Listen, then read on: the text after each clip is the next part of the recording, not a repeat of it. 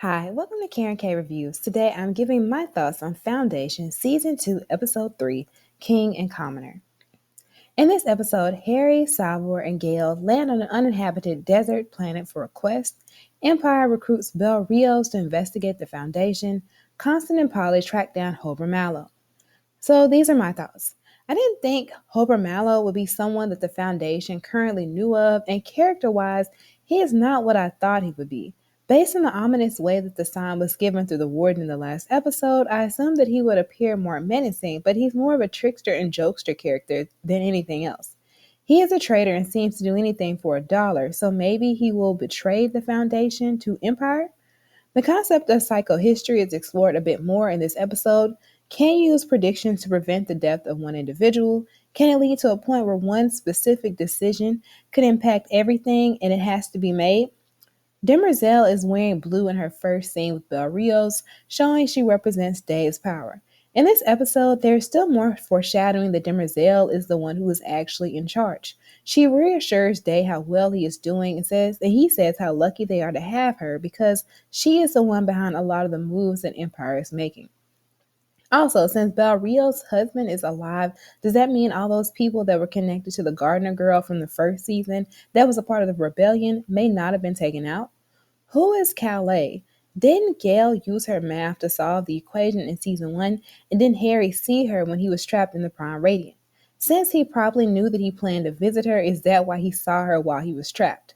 Why is Calais so cryptic about the future? Who is the man engraved into the mountain where Calais is staying?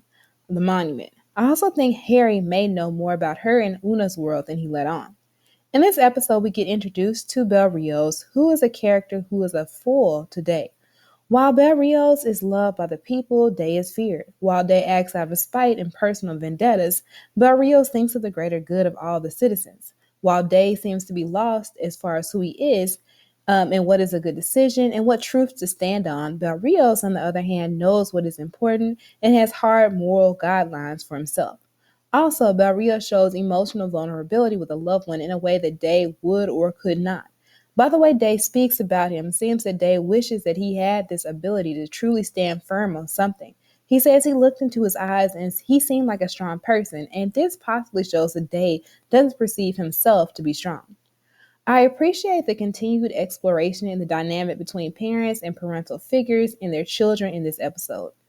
Gail acknowledges that she does see Harry as a father figure, and this could be due to the fact that she never had complete acceptance for her mathematics from her parents, and Harry accepted her and praised this part of her.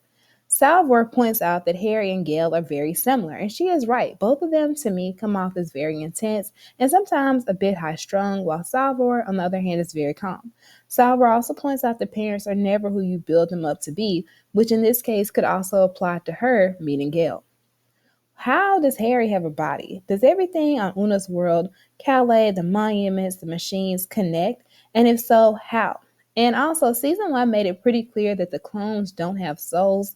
So, does this Harry have a soul? And if not, will it impact his behavior and judgment? If he doesn't have a soul, doesn't that make him and Empire two sides of the same coin?